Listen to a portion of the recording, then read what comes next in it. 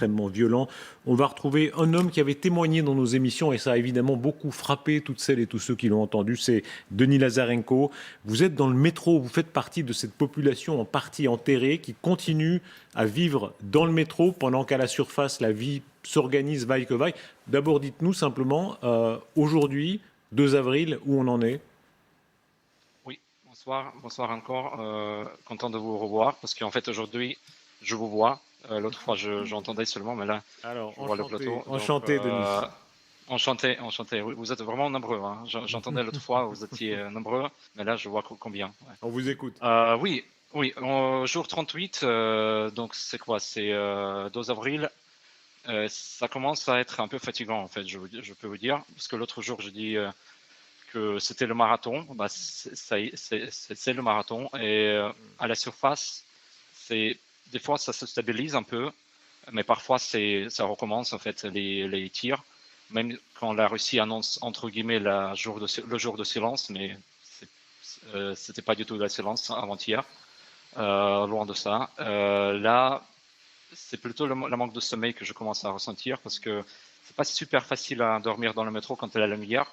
La lumière ne s'éteigne jamais en fait. Et ils peuvent baisser un peu, mais c'est toujours allumé. Et donc on met le bonnet comme ça ou une masque comme dans les avions. Ça passe super confortable pendant 38 jours, mais bon. Après, comme je disais l'autre fois, quand ça va se stabiliser, on va peut-être essayer de dormir plus chez nous. Parce que là, on sort tous les jours ou tous les 2 jours. On essaie de sortir tous les jours chez nos parents pour prendre la douche, pour se changer, etc. Là, aujourd'hui, comme on est samedi, je ne travaille pas, donc je me suis permis de dormir un peu la journée. Et je peux vous dire que c'est jour et nuit dormir enfin, dans le métro contre dormir Ouais. sur le canapé. Enfin, Denis vraiment Lazarenko, confortable. il y a ce contraste Ouais. incroyable entre ce qui se passe dans le métro en dessous et là, les images en surface de destruction. Contraste aussi entre certains qui mènent une vie difficile mais pas dramatique et l'immense drame qu'on a vu à Mariupol, l'immense drame de ceux dont les maisons sont détruites. Et ce soir, c'est un des faits de la journée, des accusations de crimes de guerre. Comment est-ce que vous les avez perçus? Est-ce que vous recevez, est-ce que vous entendez ces accusations, ces informations qui se multiplient sur des allégations de crimes de guerre, massacres parfois en nombre, fausses communes? Apparemment, les autorités locales le disent à Boutcha.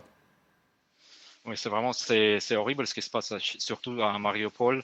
Ici à Kharkiv, c'est différent. Enfin, je veux dire que il y a quelques quartiers qui sont entre guillemets noirs comme ça. Enfin, les maisons sont noires. Enfin, tous les bâtiments sont brûlés. C'est plutôt vers le nord de la ville. Là où on habite, c'est pas tant horrible, mais par contre, ça reste assez dangereux quand on sort.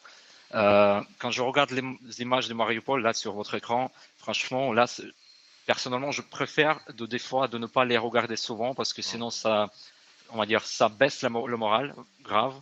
Là, je sais, enfin, Vous c'est la parlez guerre, très hein. bien le Donc, français. Si on vous dites comprend. grave, vous avez déjà la moitié du vocabulaire français. Ludmila Totieva est avec nous aussi, votre compatriote. Je suis une Ukrainienne aussi, double Votre badge. réaction en entendant cela et en voyant cela? Effectivement, moi je suis vraiment. Ça me fait vraiment mal au cœur. Qu'est-ce que je peux dire sans les commentaires pour décrire le terreur qui se passe. En fait, les gens ils vivent dans les sous-sols, dans un abri du métro, sans pouvoir être sûrs de sortir et de pouvoir continuer leur vie. Et c'est ça qui est le plus terrible. Après, en fait, pour l'Occident, la question est-ce que, jusqu'où on est allé, jusqu'où est-ce qu'on est prêt à aller pour que ça s'arrête, enfin pour que les gens puissent reprendre la vie normale. Et ça, c'est possible si l'Ukraine elle a les moyens de défense qui peuvent nous protéger le ciel. Parce que là, on est clair, ok, l'OTAN ne va pas fermer le ciel, mais nous, on peut le faire si on a les moyens de défense qu'il faut. Et je pense que, je ne sais pas si voilà, si dans les métros de Kharkiv, vous parlez des choses comme ça, si le moral il est comme ça, je ne sais pas quel est le message des personnes qui sont là pour nous, en fait, pour l'auditoire française aussi. Oui, oui, merci Ludmila. Oui, bien sûr, en fait, on y pense tous les jours parce que de ce résultat va dépendre quand on va revenir chez nous. Parce que nous, ici, on va dire, on est tous tous sûrs qu'on va gagner, que l'Ukraine va gagner. Finalement, la vérité va gagner, c'est sûr, ça ne peut pas être autrement.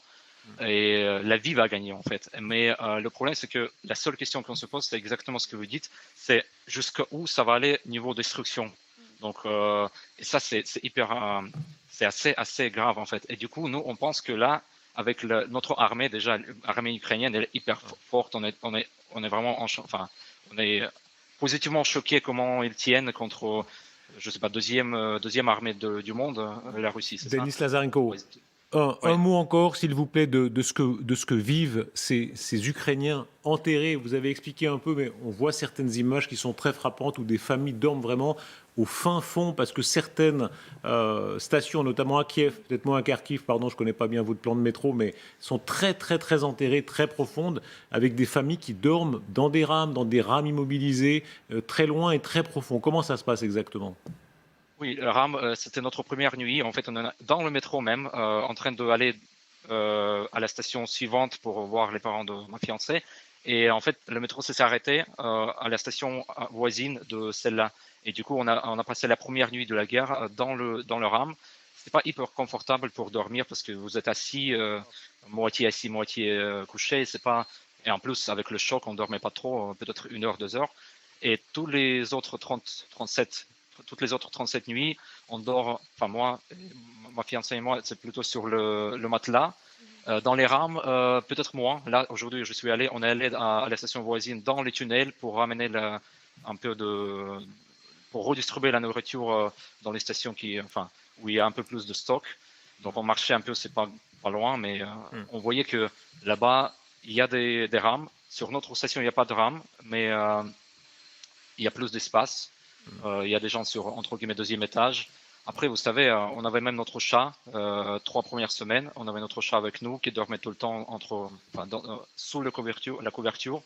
Et en fait, il y a beaucoup de chats, beaucoup de chiens ici, parce qu'il y a beaucoup de gens qui ramènent leurs animaux en fait. Et avec les chiens, il faut sortir à la surface pour la toilette. Pour les chats, il y a une petite pièce où en fait, vous mettez son litière et en fait, il va aller à la toilette.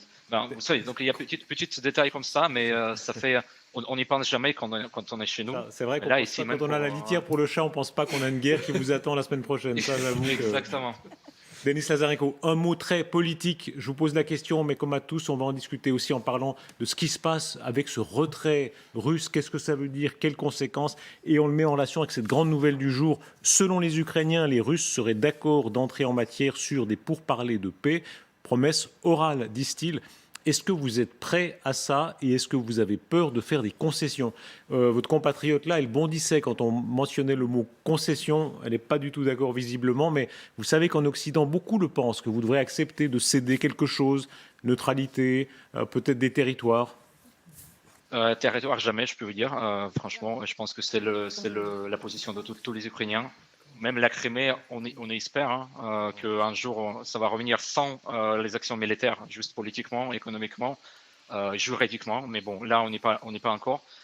Donc, territoire, moi, personnellement, je pense que les Ukrainiens ne seront pas d'accord. Après, je crois pas qu'ils sont vraiment... je crois que c'est... ils redistribuent leur armée. Donc, ils sortent pas de Kiev.